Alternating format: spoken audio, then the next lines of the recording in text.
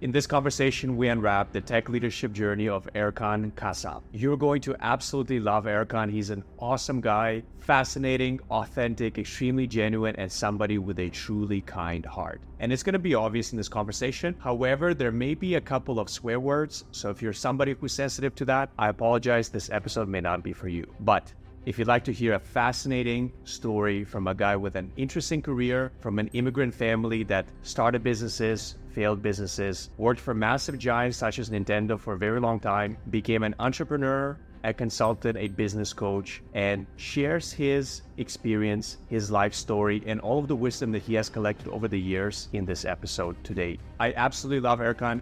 He's somebody who speaks his mind, says what he means, and means what he says. And it's quite interesting to see how his consulting approach going into massive companies, some of them being 20, 30,000 people companies, and being able to use good questioning techniques and very interesting tactical approaches to how to ask questions the right way, how to get to the bottom of any sticky situation and help teams and companies resolve internal issues that seem to be unresolvable. I hope you loved this episode as much as I did. I look forward to hear your feedback. Without further ado, let's get straight into this with the tech leadership journey of Erkan Kasap. Unwrapped Tech Leadership Journeys, Baldur Connect Podcast.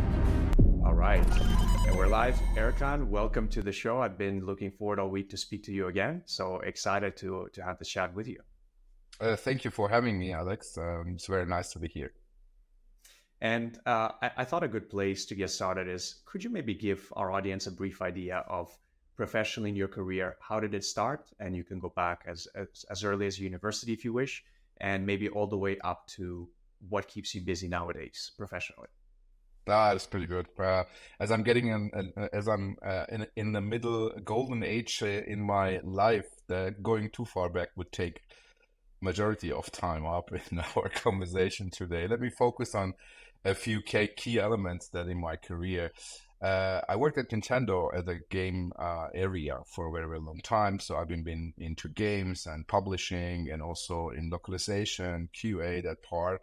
So I had a team over 300 people delivering kind of like internationalization of the products, like hitting for the European market and translating the text, making the cover, and sometimes working on the aspects of like, does this mini game fit to the European market? Is there anything that can offend people here? And we did this for 7-8 languages at that time. Then I moved on basically, and I said like, okay, I want to build up my own company and then try to hit to the Turkish market. So having the background as an immigrant child, I've been born in Turkey, but then raised in Germany. I said like, it's a good idea. And that was the first surprise for me. Yeah. Even if you speak the language if your heritage comes from there and you speak the language and you're born there, it doesn't mean you are good at making business there. But I made it. So I opened up a company in Istanbul and then worked for Riot Games at Turkey. And we did some QA and localization with them together. So that was the time when I started to understand like, oh, okay, there's like a business side. You can also figure out more. And there is also a good investment side. So I came back to Munich and then joined an investment company in Munich that are focused on working together with game startups and looking for the startups, kind of like guiding them through to the battle of becoming a full-fledged developer, finding them good deals, making sure that the guys have everything what they want. And then I realized at time at Nintendo and at investment time, I really realized, so what does it mean to have a good team? What is the key points of having a good team? What is the matrix or the measurements? And I started to get deeper into psychology and really understanding what the team sizes matter, what is the new tech methods coming up. And from there on, I actually went into the self-employment part as like a life and business coach, then as and also having like a change management certification and systemic and life business area. So I did a lot of learning at the time to understand. So what is the psychology part, but what is also the organizational part? Organizational part I knew already from working in big corporate but for me, it was important to also understand the pain points. And now I'm working actually as like I said, as life and business coach. And also I have the corporate side. I'm working as a CTO for Media Lab Bayern, where I'm working. It's a scholarship for open source developers who want to see their ideas coming alive, and we finance them. So I support these guys with, the usual weeklies, checking out the milestones with them together, making sure they have everything what they need to develop the product, looking for media partners who are interested in checking out the open source software. So that's basically, in a nutshell, my professional side. And as you see, it's non-linear at all. Yes. It goes like And you made it zigzag, sound very but easy as well. As if, yeah, it took, being a CTO of a huge company is just a side thing I'm doing among all of the other things. yeah, totally. And the point is like, for me, the point is like having like a different impulse points keeps me opening up my horizon every time. When I'm dealing with psychology in teams and dealing with technical things, I have to be on top of everything. Maybe that's the point. I still feel like 18, 20 in age. Keeps you young, keeps you sharp. It keeps me busy, at least. Yeah. The rest, I Now hope so. I have so many questions there because you said quite a few interesting things. So first of all, Nintendo, Riot Games, those are two of, like, it doesn't get much bigger than that in the gaming industry, right? And Yeah. seems like you were just born and then you went straight to Nintendo. So how do you get to Nintendo? Did you study something technical? Did you kind of work your way up the ladder, or how did this come about in the first place? Actually, I was very bad at school. Let's say this way. Or let's say I was very bored at school. So I left school when I was 18, with having the lowest diploma in Germany possible. And then I said like, and at the time when I was 18, I also had like a cleaning company. So I opened up a cleaning company and went to school. And then so I realized, so, okay, do you want to really do cleaning all your life and stuff like this? And then what are you going to do with your life? I mean, it's a good point to have a cleaning company and work and earn really good money. But on the other hand, it's just like, what do you want to do with the future? Now that's where I started to say like, okay, I want to work for a corporate and I want to work there. And luckily, sometimes, I always say there's a good Harvard study, and everybody who's listening to it, please look it up. That's called the illusion of control. So we human tend to believe that we have the full control of the outcome of things happening. And actually, a lot of times it's luck. So I went to a bar to meet a friend, and I said like, look, Nintendo is looking for some people joining their game hotline. So like, what's the game? Yeah, people call you up and then you play games and tell them what to do if they're stuck. This is like 96 or 97 something. So the internet was not so. And he's like, oh, marvelous. And he said like, but the best part is this, dude, you're going to start at 12 lunchtime and you can finish at 7. I said like, dude, that's brilliant. Going out the whole night, sleeping at 10 and then going to work and, just be ready on. So like, what do I need to do? And then I applied and luckily got the job. And so I worked the ladder within Nintendo up, had a good connections, good network within Nintendo, and could really achieve a lot in the time. They say that most people have maybe anywhere from 3 to 5 like life-changing opportunities. Like you said, luck just somehow stumbles your way. And I guess part of the difficulty is also recognizing when to take the opportunity, when to actually walk through the door. Were there any other times in your life, maybe when you're older, when you're mature, that you saw some opportunity come your way and you're like, this is it again, I have to take advantage of this because this is not going to come around maybe again in my lifetime? Can you think of any other times like this that had happened in your life? Could be professionally, could be personally, or in any way you want to take this? I didn't, for example, I met a person that said like, do you know that you can make business out of life and business coaching?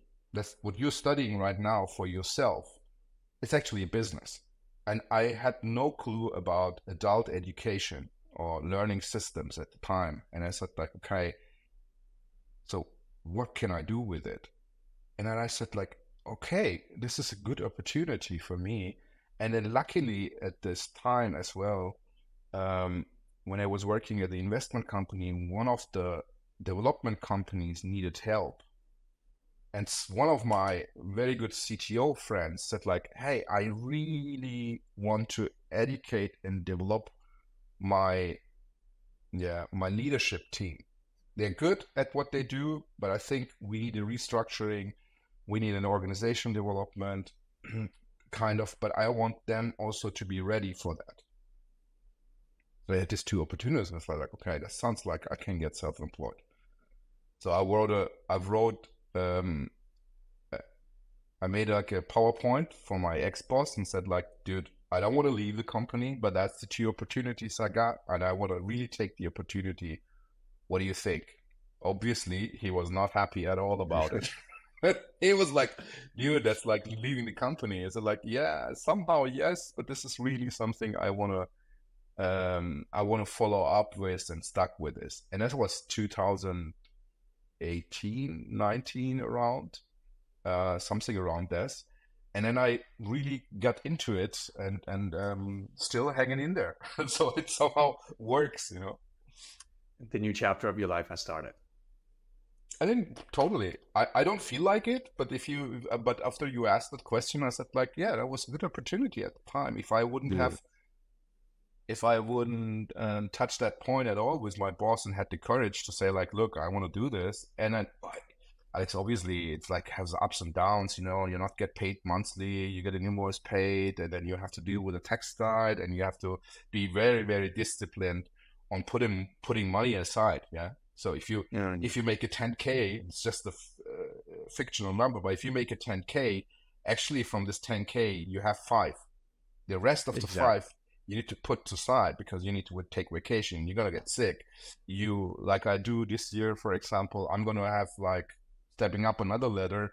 I want to get a certification in the International Coach Federation, and that costs like a huge lot of money. You know, that's also an investment you need to put in and start up learning. Yeah. That's another opportunity. And then, here we go. It sounds like, and I think I mentioned this last time we spoke, that in your professional career, it seems like you're following your genuine personal curiosity and you're just kind of following the trail wherever it takes you. And then you find a way to productize yourself. And whether it's in the gaming industry, whether that's an investment, whether that's in your personal and business consulting, is that an approach you'd recommend to other people? Is that an approach you would suggest for other people to try? Or do you think that some people maybe don't have what it takes to be entrepreneurial, to go out there and take a risk and chase their own passion? How do you see that? Or what would you say to that? If someone asks me, should I start a business or not? My first recommendation is don't do it. It's a roller coaster. First of all, there's nothing romantic about it. Every day will be full of problems. You need to really be okay with it. And you need to have the need of uncertainty, the wish for uncertainty. And I love this. I love to go somewhere that I never tried. You know, I mean, just give you an example, maybe as my life. I'm afraid of flying, and I was senator on the Lufthansa, right? So I was afraid of flying, but I was the senator of Lufthansa because I said like, okay, I'm going to do it anyway. I'm afraid of heights, and I had the, what do you call it, skyscraper running where you hit down and so in my nature, I love to do this. It's a genuine thing that I love to embrace it. But when you are, for example, a person who really, really needs security as one of the key elements, then don't do it because it's very difficult to have the security. Unless you have like, I don't know, so much money on the side, so much security on the side that this doesn't matter to you. You can just do it. Then it's kind of like more like a hobby for you. That's fine. But I think everybody can do it, but the emotional impact and stuff like this for some will be very, very tough, I think. And I guess that also comes from that famous quote that most people know thyself, right? And we're definitely going to Yeah. get into this as well with your book and your work on that side of your life, because that's one of the things you talk about quite a bit, is helping people figure out what they actually want. But I want to backtrack a little bit, and you have this almost this, I shouldn't call it thrill, but you're somebody who obviously is not afraid of risk, maybe even seek risk in some ways in your life. And you mentioned briefly your childhood, and this is the next kind of line of questions I want to get into, because last time we spoke as well, I felt like very related to you in the sense your background. I'm from an immigrant family. I've moved around to different countries where you leave everything behind, your friends, your social circle, your language. You come to a new country, you have to learn a new language, the culture. There's some bullying probably involved along the way. There's a lot of self-doubt. But ultimately, when you come out on the other side, and I think you would agree as well, that you become more resilient and you become okay with being uncomfortable and being in unknown situations. You become very adaptable in those situations. So can we maybe jump into your childhood? Because people will look at you and they say, this happy-go-lucky, energetic guy, super successful. It's easy for him to say he probably came from a rich family and had a good upbringing. So can you maybe give us a bit of a backstory, if you don't mind, about your upbringing? Yeah, not at all. I'm very public on that topic because I think when you're an immigrant child, I mean, my parents like used to work in like a factory. They were like what we in Germany call Gastarbeiter, and the second generation. So first my grandfather came over here, then took my dad and over here, and then my dad was working in a factory for an automobile deliverer and did like airbags and stuff like. So my mother joined him in the company. They worked like 3 shifts, or later on they worked 2 shifts. I have like we are totally 3 boys in the household. My mother used to say I have 4 boys in the house and have to deal with all that stuff. And then basically, when you come from this household, you first of all, you're not getting really pampered, right? You know, like 5 people in a household, and we lived like in a 3-room apartment. And back in the days, I don't know if people will remember, but we had an oven where you put oil in, and then and heat up the rooms, right? So there was no heating everywhere on the wall stuck with gas, and so we went to the cellar. So we used to, at a very young age, take on some responsibilities, which was not so good for my childhood. I think now when I reflect back, I would have loved to be more child for a longer period of time. On the other hand, I could go just simply to the governmental stage with the age of 13, which is the Rathaus here, or the KVR in Munich, and I could deal with my parents on, you know, going there, making sure the passport gets stamps and stuff like this. Though, from my uprising, I have been in a lot of situations where I had no clue what to do, and I just realized, so actually, it doesn't matter if you have let's put it other way around. I said like, I'm okay with embarrass myself in a kind of like saying I don't know. So, and because of the situation that I had with my parents, and I saw them struggling, I said like, actually that's not what I want in life. I don't want to go and work in the factory and, you know, and to earn money. And friends of mine just joined, you know, they joined the same company, and then they worked shift and had really good money. You know, at the time they could afford a nice BMW and just get really luxury cars and been partying. And I had really not so much money at the time, and I still lived at my parents' place and stuff like this. But by working there and realizing that's not the life that I want, and I actually had no idea what I want in life. I could tell you what I don't want, like we talked about it, and that's the bridge to the book. That is a lot of the people can tell you exactly what they don't want, but if you ask them, what do you want exactly? Not the typical things. I want money, I want a house and stuff. No, what do you want in life? Yeah. So when you picture your life, what is it about? Do you sitting on a lake? Do you sitting on a bridge? Where are you? With whom are you? And how's the feeling? And how's the emotion about it? And does this make you happy or sad? Or what do you want exactly in life? It's very difficult to answer, I know. But just by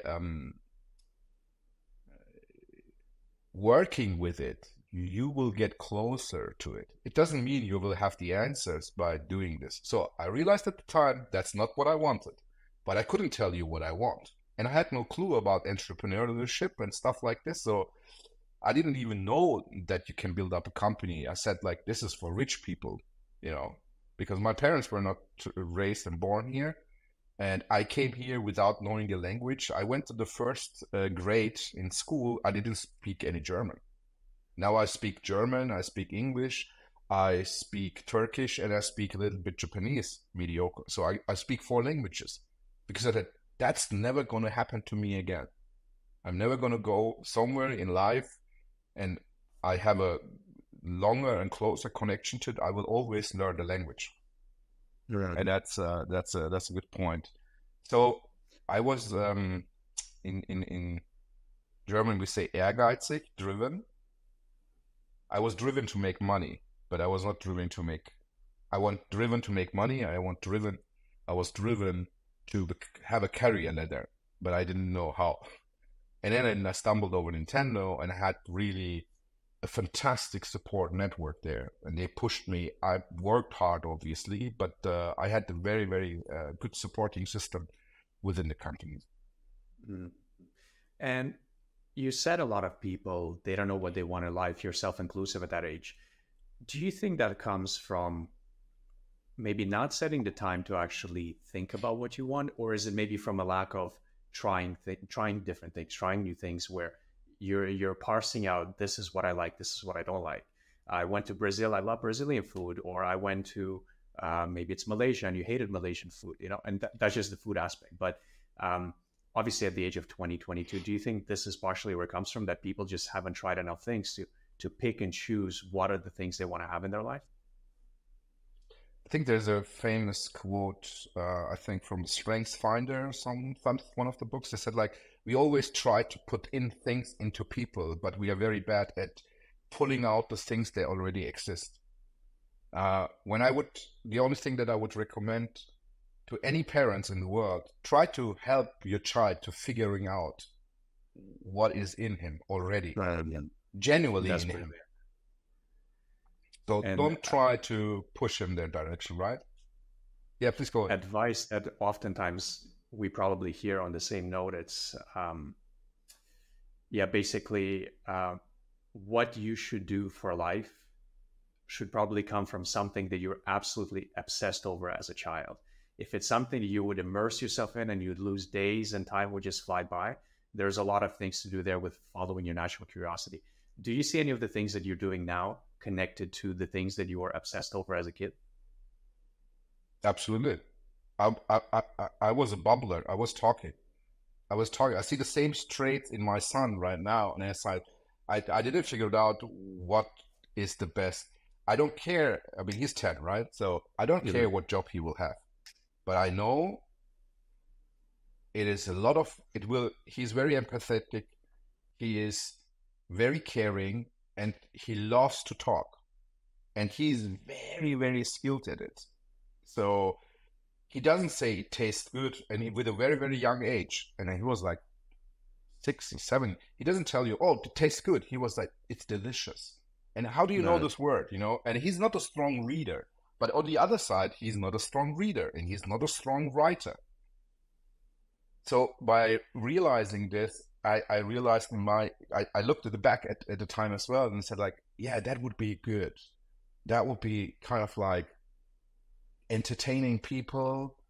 And so I find a way to use this entertaining people and connecting to people. I always was curious to not become friends, but to know the other, talk to them. Not by any conscious decision, but unconsciously. I had a huge group of people that I know, and we connected together. And if I would have been more curious about it, I would have tried different direction in that way. I would go, and maybe I could have joined the theater class in school to see, hey, is this something for me? Or I could have joined like pantomime class somewhere to join. So I would have gone that direction a bit more. And when someone tells me in a young age, hey, I have no clue about what to do, I usually use the metaphor of a Japanese quote is saying like, to shoot an arrow very successfully and very long, you need to really, really, really pull it back. You cannot expect to do this and then shoot and it will fly and you're going to be successful. So that's what I did with my elder kids. I said like, whatever it takes.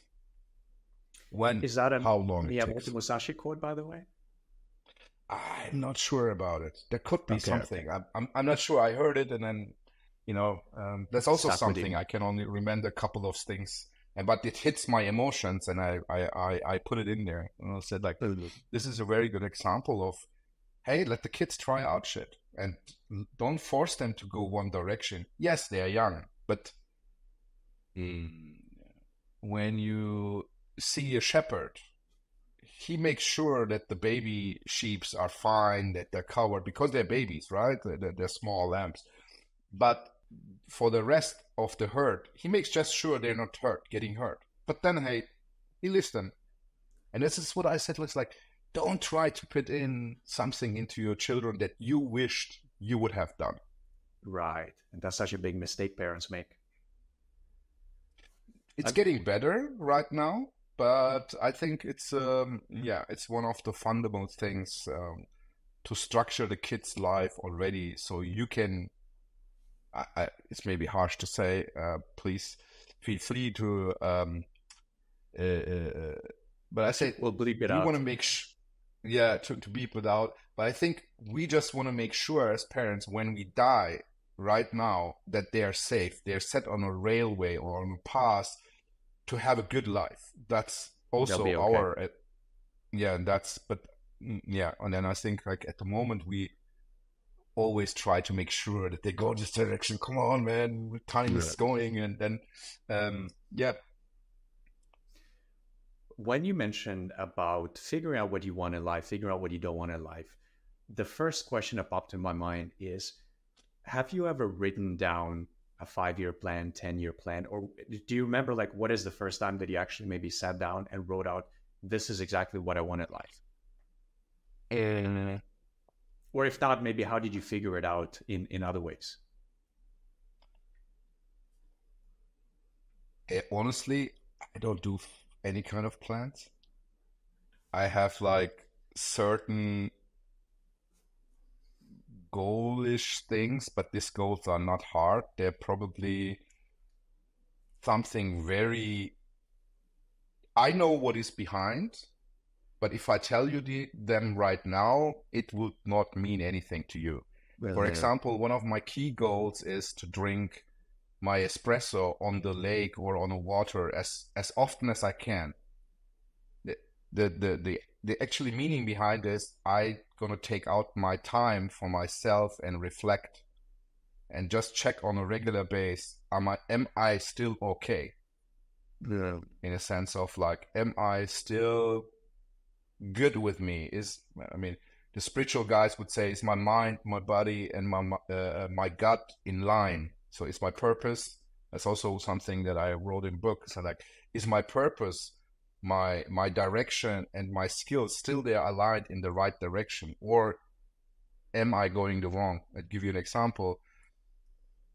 When I did my change management certification, that was actually not more.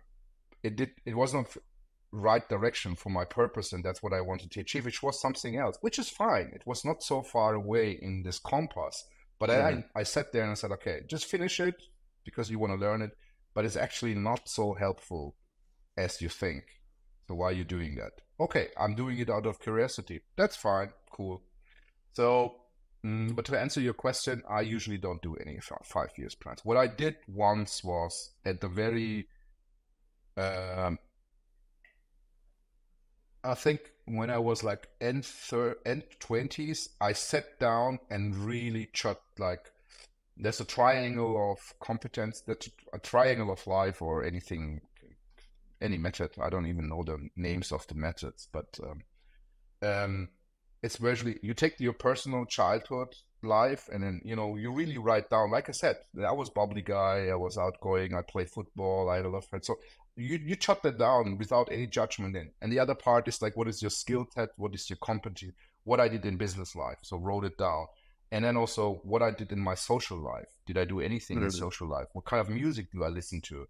What makes me happy when I listen to the music and stuff like this. So I wrote like in this triangle, I wrote really a lot of things. And then I tried to condense this to something that helped me. I still have it here. Oh, wow. I didn't put it out now, not for you, but I have this already here because I read this on a regular basis just to figure out, hey, did I miss something? It's like a huge. Is it like a Venn diagram where you see the overlap? You see, like it's already broken, and it's like rolling a lot of, and it's you cannot read it, but it's like it says one part says like your private life, it's a business life, your social life, and also kind of like I said, also my sport. This. I have sticky notes like everywhere around me, everywhere, just in my face all the time. Beautiful, man, beautiful. And then also the martial art part, right? Like we discussed, that also helped me a lot, and sports and traveling around, and yeah, I think I try to work during the time I live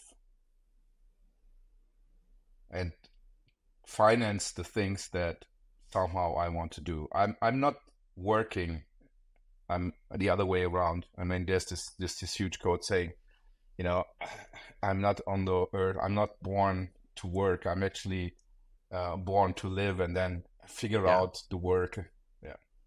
Work to live instead of living to work, basically. Thank you very much. Too much quotes in my head. Same here. Mixing up. I want to get a little bit more into your professional career, into the consulting side of things. And you are the master onion peeler. You are the godfather, Don Corleone, when everybody calls when, pardon my French, when shit hits the fan. So can you maybe, and you work with some massive companies you mentioned before, up to 20, 30,000 people at different times. So can you walk us through how does that conversation look like? You get a phone call from a CEO, CTO manager. They say, Erkan, we have a massive issue. We tried all of these different things and nothing is working. Can you help us? Or can you just walk us through what does that conversation look like, and what is your first approach into going to those companies and parsing all of the things apart? I think usually the first thing that I try to understand is what is really the issue. So what is the issue? Is it a top-down issue, or is it really the team issue? Usually, I need to say it's a top-down issue.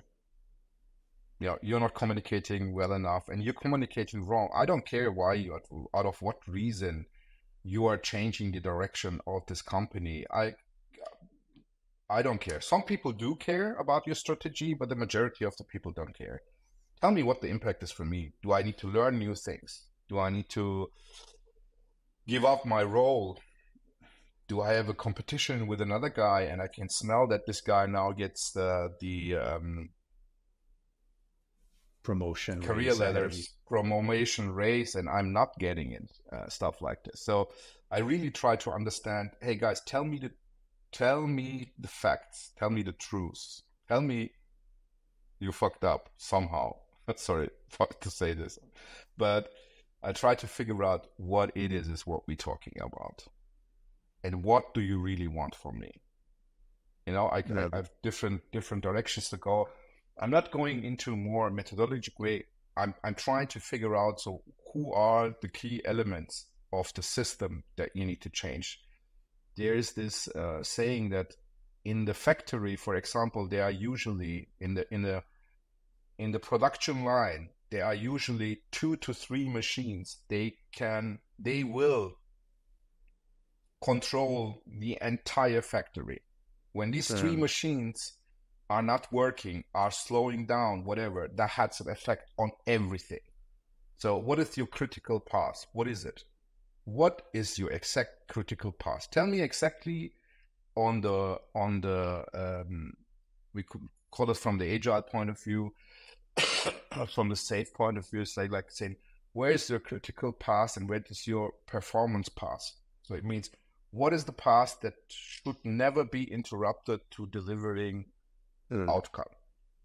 And when you realize this very quickly, for example, also in dev, right? So design is necessary. That's true. Yeah, they are. But are they critical? You know, game designers where the button is not very fancy, but still can release the product. Animation, yeah, it's more critical, but maybe the back end, it's okay. But then you realize, I cannot tell you what the critical path is. What of the project management or project area should be delivered and that it works. Usually that's the conversation I start to figure out with them, what they want. Usually they come over and say like, I'm not so happy with the performance, but why? How did you measure it? What else did you guys do with it? So in that way, you will have really an honest conversation with these people. And then you realize also, can you tell me what do you want exactly? Do you want to calm down the storm and then work with the team cooperatively? Because like I said, you guys tried a few things out and now obviously the team is not happy with you. And there are so many unspoken frustration out there.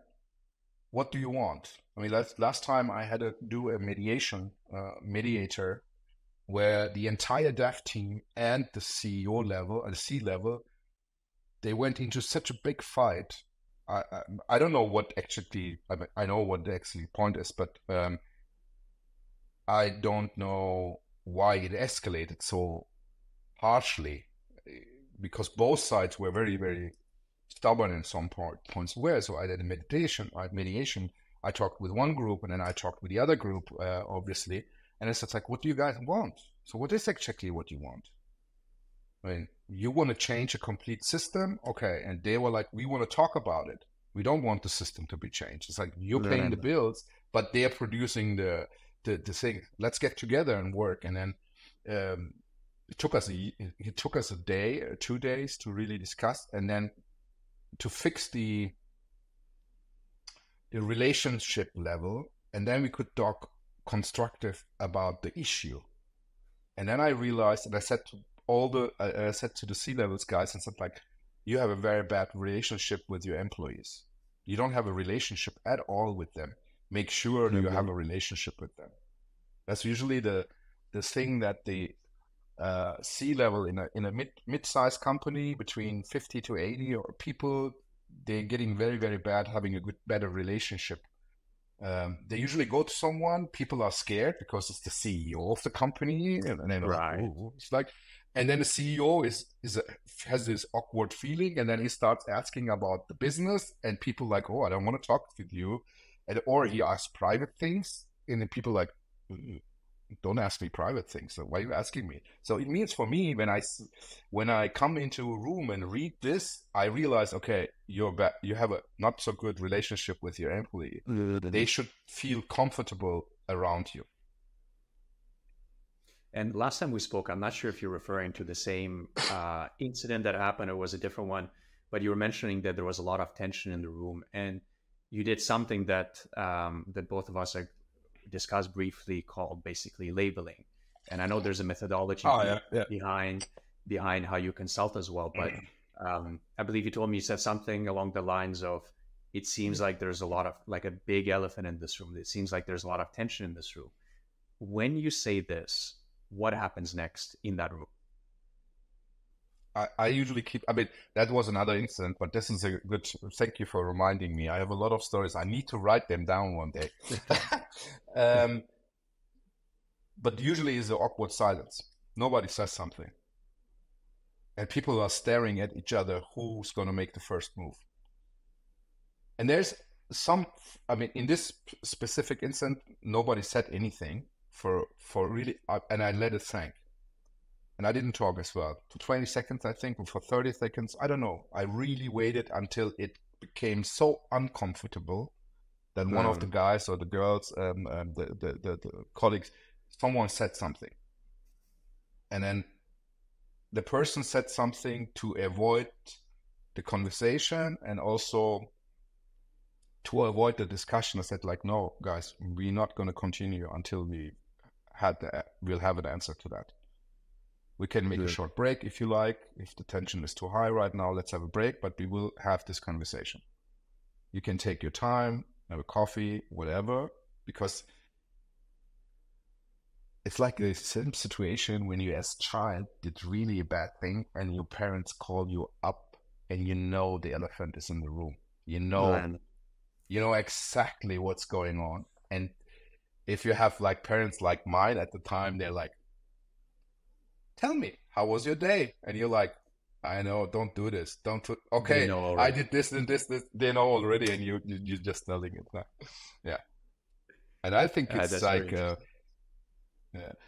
I think we try to be very, very professional in our companies and have this, in Japanese, they're saying like, you have like different masks on, right? Yeah. And then in business, you have this face and it's very unauthentic, and you have this public person, you have this private person.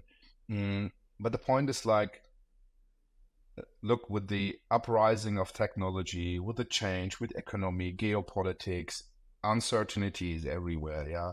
Back in the days when Agile went popular, everybody talked about this VUCA world.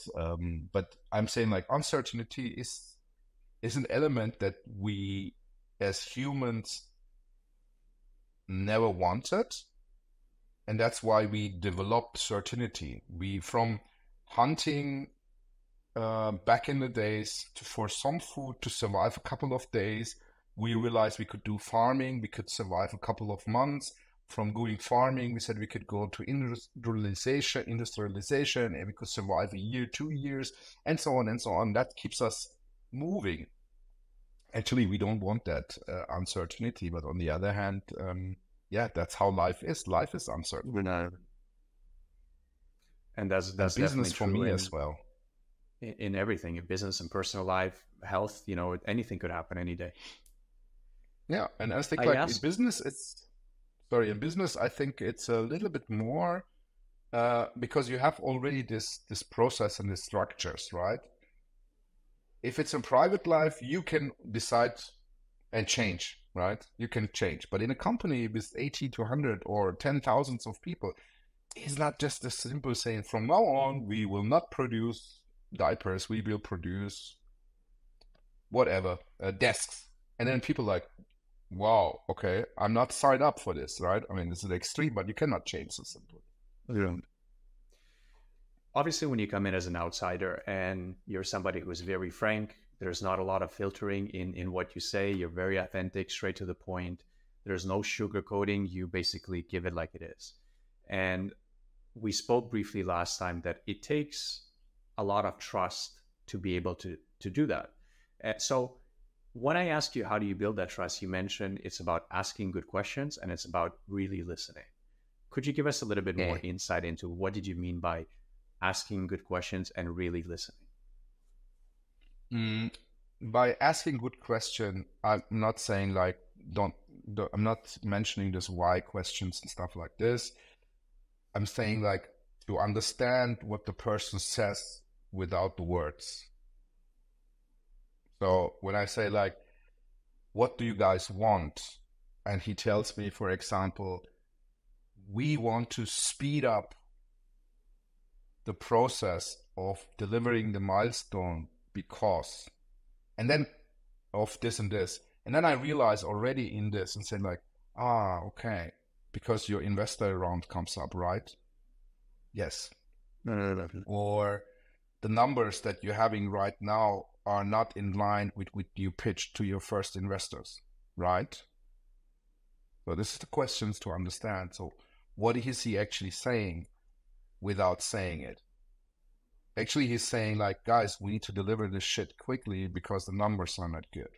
And I am in panic that we will not hit the numbers. So by knowing this, if people said it like this, sorry to interrupt, if everybody did this and they're authentic, they're vulnerable, they're honest, they're very transparent, guys like you maybe wouldn't have a job necessarily. But unfortunately, there's a lot of situations where our ego gets in the way, our personal self-interest, shame, fear, all of these different things, right? Absolutely, but also, of course, you cannot tell your team that. So you cannot tell your team, because then the team starts up worrying and panicking, right? Yeah. So imagine you say like, "Oh, we didn't hit the numbers." So you put the pressure that actually is for you as a CEO to put on the team. But you can explain this much better to the team in a way saying like, "Look, guys, it's not all about the numbers. We are working towards the goal of X, Y, Z. That's what we want. Let's figure out how to do that," right? So asking the right questions means I have been not, I mean, I somehow walked in your shoes.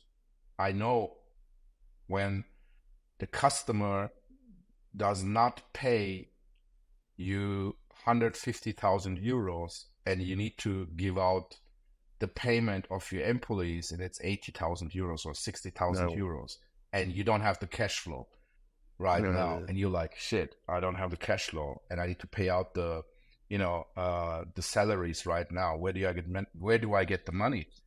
Where do I cannot let these guys down. So there's a lot of pressure on you.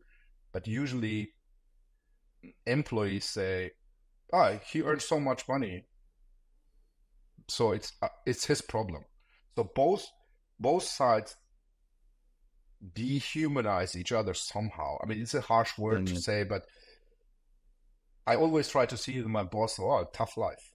I distinguish between that person's responsibility and my responsibility. That's always when I go to the client, I ask always like, what is my mandate? What is my mandate?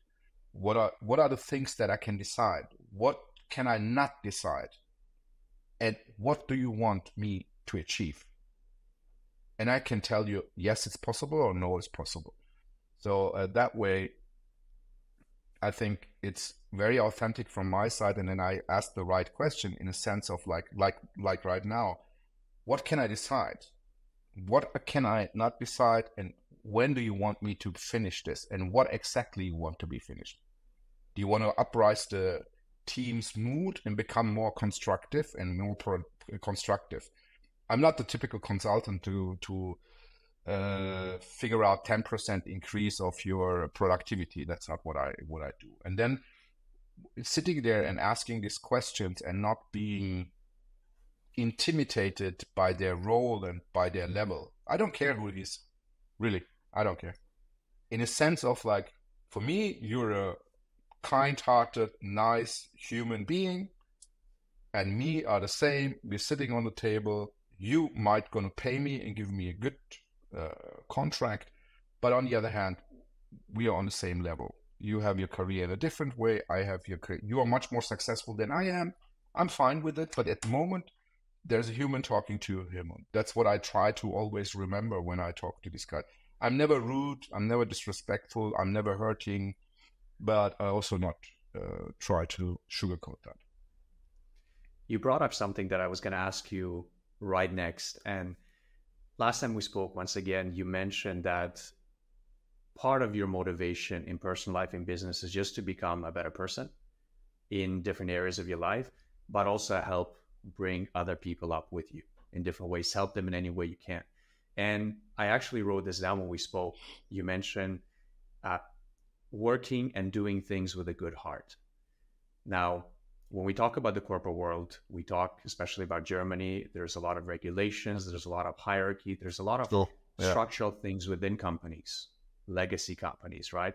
Like you said, the developer may not be able to speak up to the CTO, even though he strongly believes that the direction they're taking is the wrong direction. And obviously, everybody has different agendas. The incentives are misaligned. Maybe the manager wants a promotion and you just want to wait 2 years for your retirement. Or maybe somebody else wants to reduce the headcount because then if they show more profits at the end of the year, they can get a bigger bonus at the end of the year. So we seem to have forgotten, especially in the corporate world, doing things out of goodness and with a kind heart. So you are the leader of all the companies for one day, let's say, and you can set some rules in place or you can change some policies. what would you do to bring back the spirit of doing things with a good heart, with humanity, rather than just corporate greed, self-interest, and all of these different things? So how would you go about that?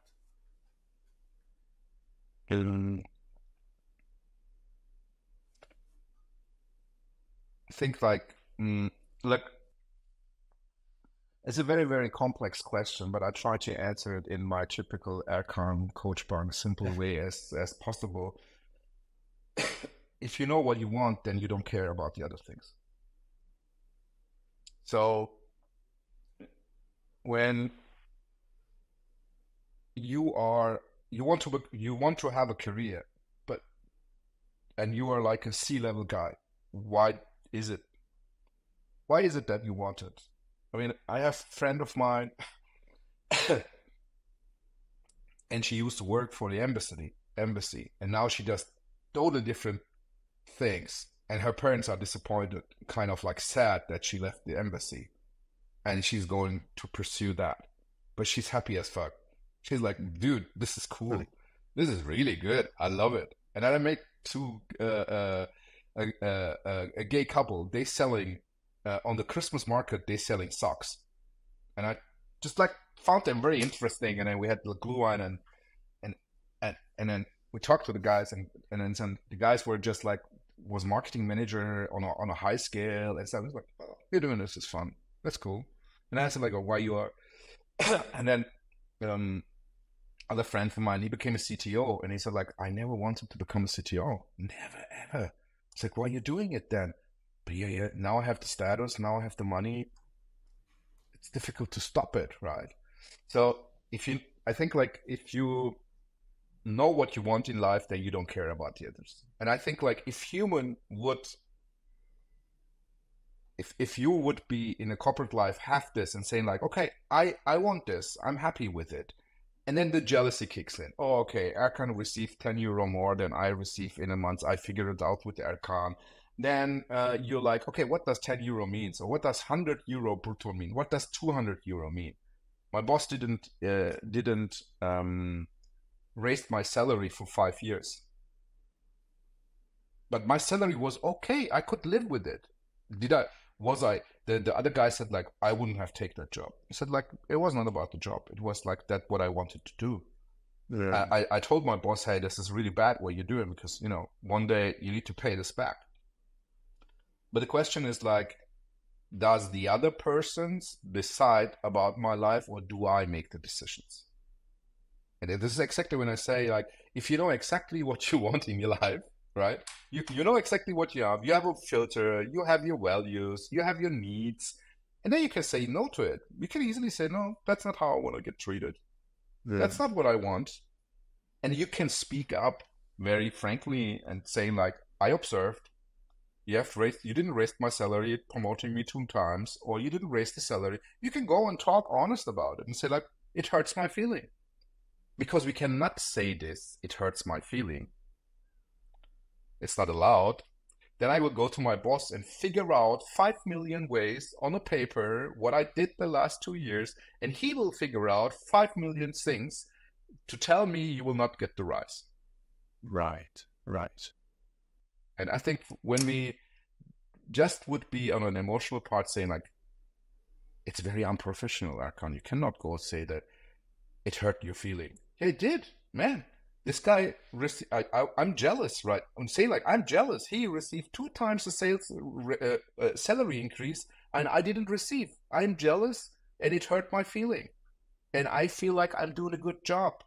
Am I wrong? Or what is it? Or this kind of conversation is never going to happen in Germany. You cannot, because people can go to court. People can complain. Yeah, so it's very difficult. So I think, yeah. And it sounds like, again, first step is knowing exactly what you want and not being afraid to ask for it. Maybe, of course, the way you do it in Germany is in a different way. But that reminded me something. One of the previous guests that we had on the show, and her episode is coming out soon as well, Dr. Chameleon, and she spoke about how whenever they hire within their company, they try to find out in detail, what is it exactly that you want? Do you want to be a developer, or do you want to work your way up to a CTO? Do you want to manage a small team, or do you want to be, the visionary behind a new product line in the company? And just finding out what is it exactly that you want. So we'll keep your interests and your wants in consideration, and then we'll find a way how to fit this into the puzzle of what we want to achieve as the organization. And obviously it's very difficult, and especially comes down to the hiring process, the questioning, how you sell the company culture to the candidates and so on. So I was going to ask you, I'm sure in your career you had to hire a lot of people, you had to interview a lot of people. What are the qualities you look for in somebody that you see working with you in that company for 5, 10, 15 years? One comment to that answer. I think, yes, at the hiring, people tell you whatever is necessary to tell you. And secondly, after 1-2 years, my mind changes. It changes when you get married. It changes when you got children. It changes when you have a sick parent at home. It changes, on so many different levels. So I always, at the beginning of my career, when I was working at Nintendo, I had really a huge list of questions. I was sitting there and saying like, what you do? And I would shut everything down. And then it was like, and I had questions like, when was the extreme good step in your career? Why you did this? So the typical things that you will find millions on the internet. And I said like, okay, let's put this aside. So there's a human being, and that person wants a job, right? Because that person wants a job. Otherwise, it wouldn't apply. So there is a need for money, or there's a need to change, or there's a need behind it. And I want someone to work with me. And what do I want, or what do I need? So, and then I start and then get to know each other. After a while, I realized I don't care about these questions because they don't tell me nothing. Do you have siblings? What do they do? Where do you grow up? What is your education part? How do you deal with that when you're stressed out? What do you do as a hobby? Stuff, the typical things, It's kind of like a blind date. If you hit it as a blind date, for me as well. I mean, when the other person, so like, please ask me questions. Do you want to know something? I do martial arts, and I read books, and I do this, and I have 3 children. And people are like, okay, this is like not the typical interview. I think you are applying. One candidate said like, I felt like you are applying. You apply as a company to me. I said, yes, we do. Said like, we do, because I feel like that's what I want, right? I want someone to know me, and I am okay. You have to also have this type of personality, and I'm happy to share. I have no secrets in sense of in my public life, and people can abuse it. Yes, some people can abuse it. They come around and tell you, oh, you said this and this, and because of that and that, I feel like this and this, and you feel like, hey, I said it in a kind of like a safe environment, but if you will abuse it, people will abuse it. And I have also the feeling like you need to be when I hired people and I realized they're not very good, I went straight and said like, look, I don't really feel that's the right role for you. Or not that way around, and I'm really trying to figure out, so like, are you really comfortable? Are you good at that? Are you missing something? Really figuring out, so why is it that way? Are we doing a bad onboarding? Yes, we do. I realize we do a very bad onboarding. Take ages, people don't know where the shit is. Nobody tells the people the right stuff. And then I realized, okay, in that sense, it's very important. Stop that academic. I understand. People listening to this podcast from the HR side, they will now go nuts. Yeah, we have this, when we're doing this. I know, but look, human beings are the king of adaptation and being a chameleon. We are, from millions of years, are used to realize and read you because we have this tension of surviving. We have been through too many bullshit. And this is in your DNA. This is in your DNA. It's not forgotten. You hear stories from your parents and so I know what you want to hear. Come on. So, and on the other hand, we are very flexible. We are like chameleons, and we can really change in a usual manner. We can change. So if this is the case, so what is it? What do you want? I want someone. I go there. I want someone to work on the church, right? I want someone to be a visionary. So I tell these people, it's like, I'm really looking for a visionary guy, and then it's telling me, yo, I am a visionary guy. It's like, but how do you know? Did your parents told you, or did you figure it out? What is it? Why you're so confident in saying that? Tell me. It's not it's not that I'm trying to be offending the people, but I'm trying to know. And if these people tell me I'm a visionary, and then when I have them on board and they change their mind, it's okay. I'm not judging them because they said one time I'm a visionary and then said like, oh, I think I'm not a visionary at this level. Well, I think you needed another level. Yeah, I think it's, you like I said, you should be able to living with the uncertainty, like, yeah. When you have that conversation with somebody, let's say a couple months in, and you realize the person you got isn't exactly what you thought you were getting. Maybe they were not entirely truthful about their experience during the interview. Maybe what they want to do within the role isn't what you expected them to do. Again, could be miscommunication on your side, the company side, their side. I'm assuming you give that person another chance, or do you ask them, what other role do you think would suit you better in the organization? Or is it like a definite, no, this is not for you? What does that usually look like? It's actually a conversation, right? I mean, we are adults, we are both adults. Because I'm paying you a salary doesn't mean I own you, or doesn't mean I really can order things on top of. We're not in the military, we're not in a hospital environment where we are working on really, really critical things. When you're working on a critical aspect, I think there's no room for negotiation and discussion, or when there's a crisis. That's also something that I did in my career. When there was a crisis, there was no room for discussion. I order. It's tell me when I don't have.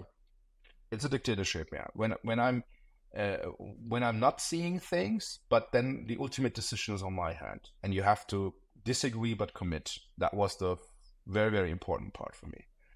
And but when there's no crisis, whatever, then you can label this person and think like, does it need a coaching? Does it need development? Do I have the capacities? Do I have a lot of employees who need this development? So let's imagine when I'm 100 people in my company and 20 of them reads really strong development education, maybe that's way too much already for my company. But if I'm 100 and there are 3 people, 4 people where no, come on, that's like, and at the top performers, but they're like good, kind-hearted people. It's good motivation. And I believe we will find in future a role for them, as long as they're not toxic.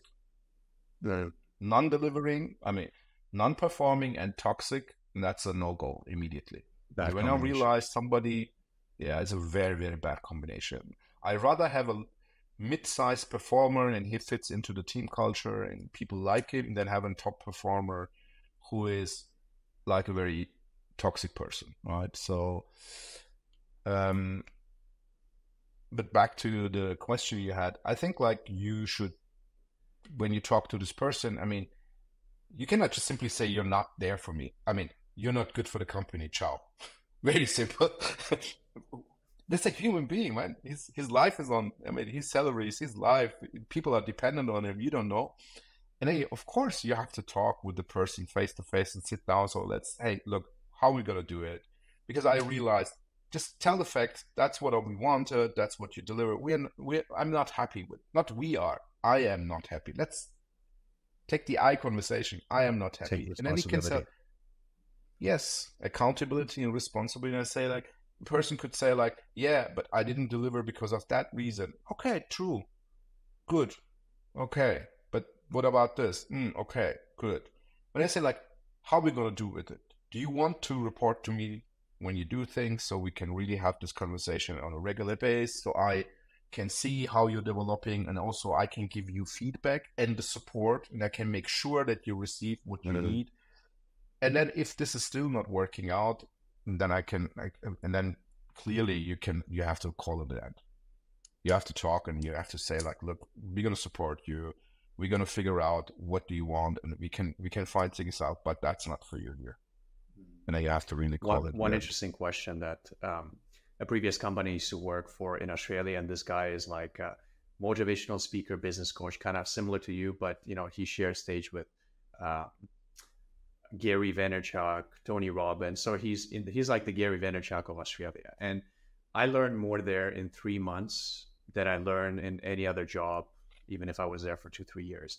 And mindset wise, they're very tuned into a lot of the things that you talk about. He's very well read. He, spoke to guys who are billionaires. He spoke to guys who got nothing, who went bankrupt 3 times, right? What they would do, and it was kind of instilled in us very early about the expectations. And, it was we were expected to show up early to do the practice sales calls. We're expected to hit certain targets. Doesn't matter how long it took. If there's no 60 dials on your phone at the end of the day, you're going to stay and finish it because you feel embarrassed the next day. So maybe in some ways it was overdone, but I've seen it personally that when somebody wasn't performing, they didn't come and say, I'm not happy. Are you happy? Or they just come out to the person, they sit down, they have a one-on-one, and they just ask one question. How do you think you're doing so far? And then silent, like you 20, 30, 40 seconds. And usually you'd have either one of the 2 outcomes. You'd either have somebody disqualify themselves and say, look, I thought what I signed up for was something different. I think I'm not doing so well. This is not for me. I think I'd be better off to look for something else. And they say, yeah, I think we agree. You're a wonderful person and we're happy to help you and give you a reference to any other company. Or they would say, actually, I really want to do well and I'm working hard. I'm doing all these dials, but I have a problem at this stage in the script, in the phone call. The deal usually falls through. And then now they know you told them basically what is it that you need help with. And it just reminded me of your approach as well, just asking very open-ended questions, sitting on it, letting the silence do the talking, and then having a normal conversation with them afterwards. And if you can help them, and if you can't, help them get another position somewhere else where they could succeed if they're not toxic and if they're not unproductive, as you mentioned. Yeah. Totally. No, totally agreed on that approach. It's a beautiful question to ask. That's a beautiful question. I think the best way. No, I love the question. Period. That's a fantastic question. That should be the question to ask an underperformer and stay there. And I like it. I think the challenge on here is not to answer, to listen to it, and then only to ask question to go deeper. You know what? I tell you, the ego shit. This is the ego game. Also, young leadership. I hired a guy, and he should be the supervisor of the group, right? And I really hired him from outside because I said, like, hey, I think I don't have anyone in my team of 100 people who could do the job. And it's good to have fresh air coming from outside. And to be honest, Alex, I did a very bad job in figuring out. The candidate was not good. He told me a lot of things that didn't work out, and so on and so on.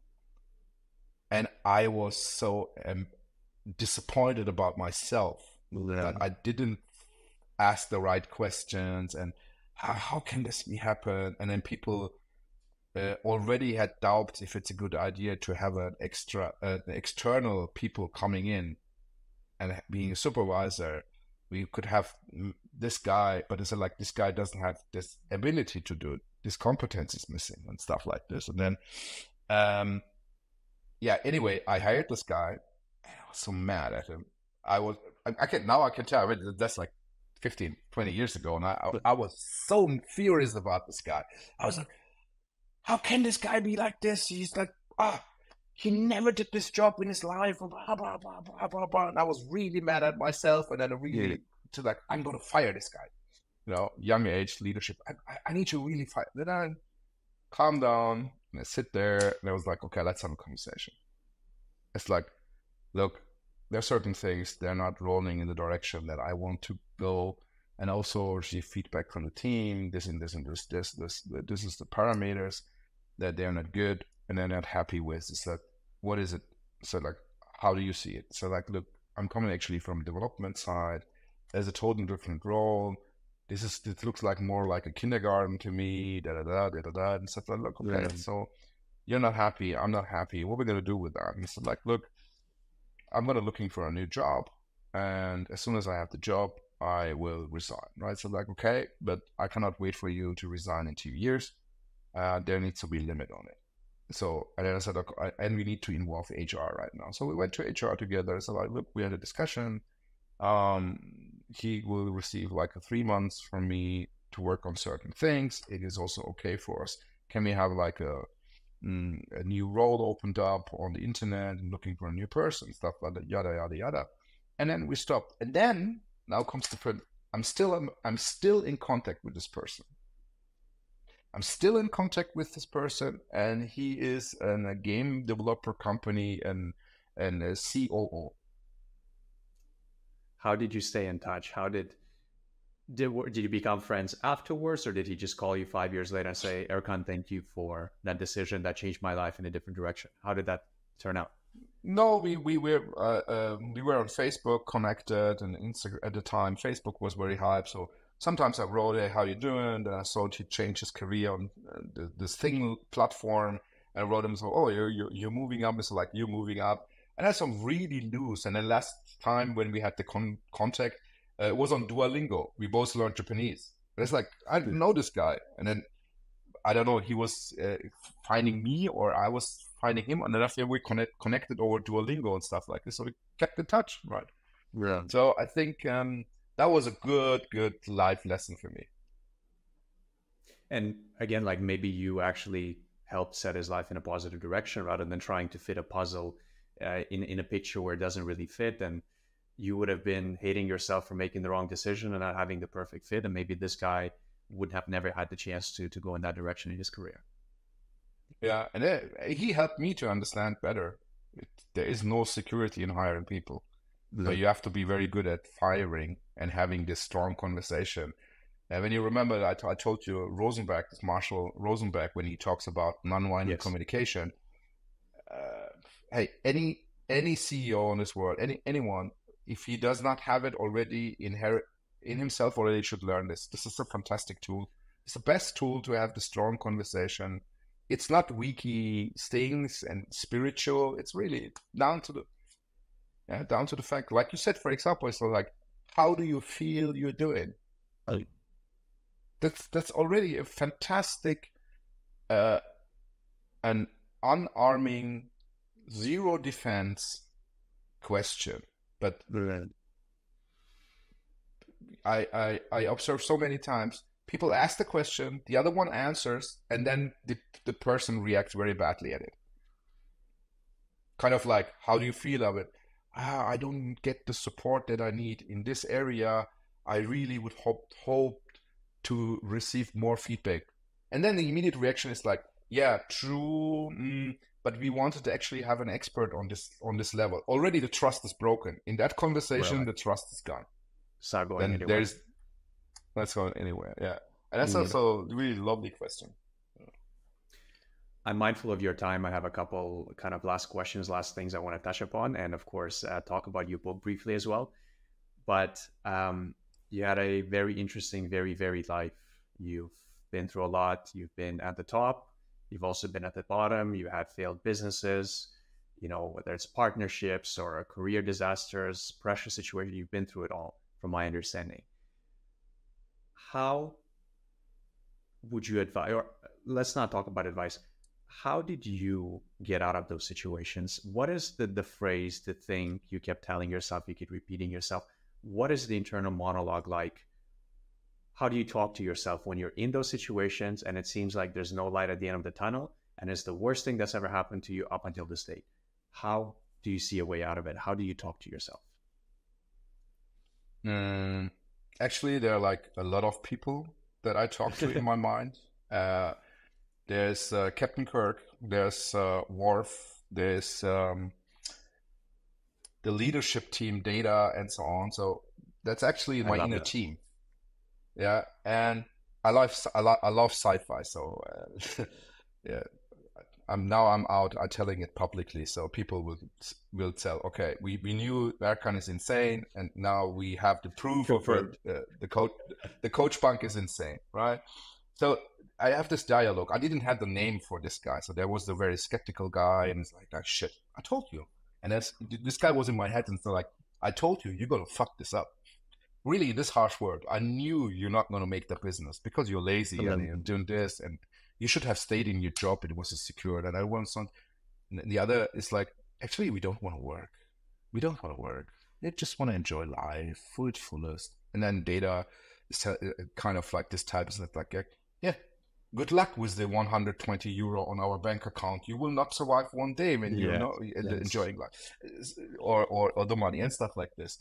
But I think I had this in mind when I have this.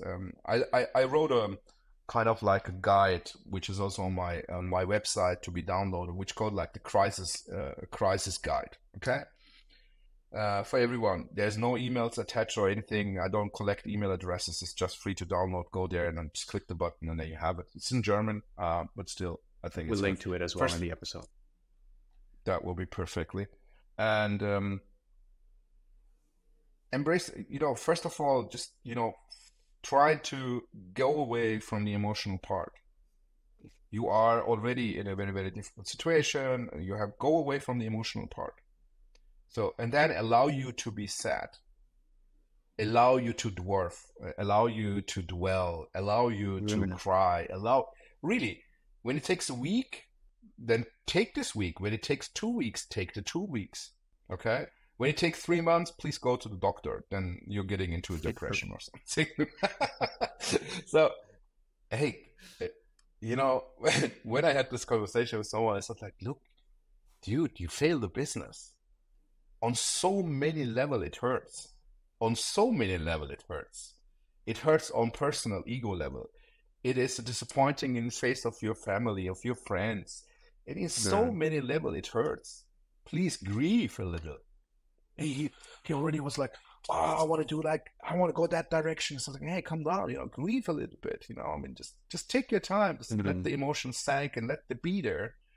And so I allow myself to enjoy the emotions first. And not enjoy, but to accept the emotions when they come out. I try to figure out, and later on, a little bit later, I try to figure out what I have done wrong, what was in the wrong decision. And then there is this, nowadays I have this famous story about the Chinese farmer. I make it very, very short, Alex. I know. Yes. I make it very short. So Chinese farmers, horse runs away. People in the village say like, oh, we're so sorry. You're the bad luck, bad luck. And I said, we will see if I'm lucky or if I'm bad luck. And then his son finds the horse and he says like, everybody in the village says like, oh, you were lucky. And they found you. So like, we will see if I'm lucky or not. And then his son tried to ride the horse, falls off, breaks legs. Everybody's like, oh, you're so unlucky. It's a harvest time and stuff. So in this manner, at the end of the day, if it was a good situation or a bad situation, majority of the time, at least in business, I think, and a lot of in the private life as well, you will know later if it was a lucky situation or not. I got fired from one job and it killed emotionally, really, it was devastating. And I even went to a therapist, not because it is a bad thing to do. I said, like, I just wanted to make sure that everybody listening understands. It even was so harsh that I went to therapy because I said, I don't want to run in life with this weight on my back. Now I can look back and say, it was the best thing that could happen to me. I would never, ever went into this direction or this adventure. But at this time, when I was in the tsunami, tell you, man, that was a horrible time. So, yeah. I've never heard anybody say this, and I wish I spoke to you a couple of years ago because I'm guilty of, being a very type A personality. I'm sure a lot of people in business are. And I've had some big losses in my life, and I suck it up, and I figure out a plan. I figure out a solution. I don't dwell on the problem, and I move on. And it took me a year later to realize, and I moved on and, I did what I had to do. And a year later, I realized that I started to exhibit some negative self-sabotaging behaviors in my life. And I couldn't figure out where it was coming from, why I'm doing this. Everything else is great. And I realized I still had some damage from that incident a year ago or whatever that I never really processed. I just buried it with a big brick wall and piled a lot of stuff on top of it and just kept going. And nobody, maybe I didn't share with people, but nobody ever gave me that advice that it's okay to fall apart for a couple of days. It's okay to feel weak. It's okay to feel helpless. It's okay to feel sorry for yourself. But it's about let that through, get it out of the way, and then get your shit together basically and get to work. So that's a very valuable advice. And I love the story that you brought up about the farmer and the horse.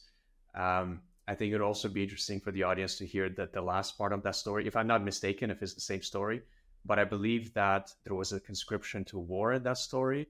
And then all of the young men in the village got called to war, but because he had a broken leg, he never went to the war. And again, they said, you got lucky. And he said, we shall see, right? So I thought that's a brilliant story that you brought up.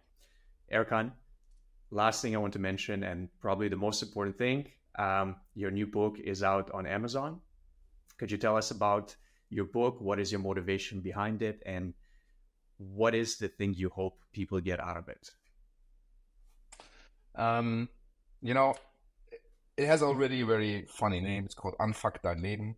It's an ultimative guide. I was thinking like, you know, I've been through the process by myself and also helping other people. I was just thinking it would be, you know, every machinery or unit you're becoming have a you know, a manual, right? It comes with a manual. It says like press the button, power on, and you read the manual. And life comes without a manual. Even if you get older and you know yourself, there's still no manual. I said like, why don't we have a manual for life? So what is it actually to ask people? What would you love for yourself that you would have known a little bit earlier? So I said like psychology would be said like nobody wants to read psychology. You know, I mean that's like books. They're like this thick, and you need to put the theory in practical. And I said like you're a very simple person. I have no fancy big words. I usually try direct approach. And I said like I wanted to write a book with what is, in my view right now, one of the biggest challenges for the individuals, whether it's private or in business. And also I said like, when I would be in a crisis, and I'm in a crisis, like, you know, I lost my job and I have a couple of weeks to dwell, and then where would I start? Where would I start? I would start to asking me the motivation questions. I would ask myself, so, hey, what are the goals that I want to? What are the purposes? I don't love this word so much, but the goals I have currently. What are the network? What is the work-life balance I have? How do I learn? You know, what kind of learner am I? You know, what are the skill sets that I have? What kind of intelligences I have already? And that book is a very, very good entry point for everyone who is right now in a crisis or who is right now in a situation where the person asks himself, I want to reflect simple. I don't want to have reading the theory behind it. I just want to go through the books. I gave the example to one of my friends, and the feedback was from her. She's like, I'm not a big reader at all, so thank you for keeping it so little and so direct and so small. It already took me, I got a couple of questions. What it helps you is the book will help you to open up a gate, and you can look through to the gate. If you like it, you will continue. If you hate it, you will close the door and put the book aside. That's actually what I want. If you like it, continue with me or with someone else, or continue your own path, but have this entrance on figuring out for yourself, hey, what are the key metrics and key elements that I will from now on use to make judgments, use to look at the companies, look to find a job. We're saying like, is this aligned with what I want in life? Is this aligned with my network? Do I want to do something totally different? And it will help people to make conscious decisions from now on. Mm-hmm. So go through, and it will help you to make more conscious decisions and less reactive decisions. I love that, It's and I simple, totally agree with that philosophy. A lot of the things I resonated with you is it seems like you're somebody who does a lot of things consciously, and you actually encourage people to take the time, sit down by yourself with your own thoughts and actually plan what do you want in life, what do you want in your career, what do you want in your personal and family relationships and stuff like that. And on this note, the last question for today, on the note of taking the time for yourself and thinking about things and reflecting, I'm dying to know, what is that secret morning ritual of yours, if you don't mind to share with us? Oh man, since a couple of years, every morning I go into the shower and I take a cold shower. And I'm up to now from 2.5 seconds to a minute now. I started with 2.5 seconds, so like, and then now up to a minute. The shower is cold in refreshes Munich. me. It's freezing. I can attest to that. It's really freezing. It's not 15 degrees or something. It's really cold. That's right. And I have this mantra in my head to say, like, everything, it's kind of like an affirmation. Everything is allowed to be happy. Everything is allowed to be happy. Everything is allowed to be happy. And then I like, coming from the Buddhism, martial arts area, Japan touched, and I was like, I have thoughts, but I am not my thoughts. I have emotion, but I am not my emotions. And then this is something that I do every morning, and it keeps me kind of like, what it does is, first of all, yes, even you think that other people don't like the decision, it is allowed to be happy for yourself. Please allow yourself to be happy or satisfied or whatever you want to call it. And the other two things is, yes, your emotions and your thoughts take over, but you are not They're them. not who you are. You can control them. They don't control you. Detach. You control them, basically. Detach. Yeah. And so how you detach this. For me, it's a very important ritual morning. So I detach myself from it, and starting a fresh, positive day. And the cup of coffee by the water, is that mandatory or is the water optional? Unfortunately, I'm not living very close to any water, but have a lot of time to go to the Ammersee, Tegernsee, and then sitting with the espresso there and having my cup of coffee there and then chill my life. That's the beautiful part of Munich. Within a 30 minutes, 1 hour, you're out to any bigger lakes and you can really enjoy it. That's right. English Garden in the summer, it's awesome as well. Oh, beautiful. I tell you. Gorgeous. It's so beautiful. Great. Well, Erkan, thank you so much. Sorry to go over time. Don't worry. It's all good. Really appreciate you taking the time to speak to me today. And there's so much more that I want to ask, but I would love to have another conversation with you down the line and have you back. And by the way, we're going to link to your book in the show notes in German or in English, Unfuck Your Life. And just to mention as well to the audience, Erkan has an awesome TikTok channel with a lot of business mindset, personal mindset. And I'm going to make sure to link that in the show notes as well, because people need to see that. Yeah. Thank you so much, Alex. It was a pleasure to talking to you. And whenever you guys around Munich or coffee or any conversation, just let me know. I'm happy to just have a nice. It could be also a beer, you know. Can do both. Yes. Thank you so much. Thank you very much. Have a good time.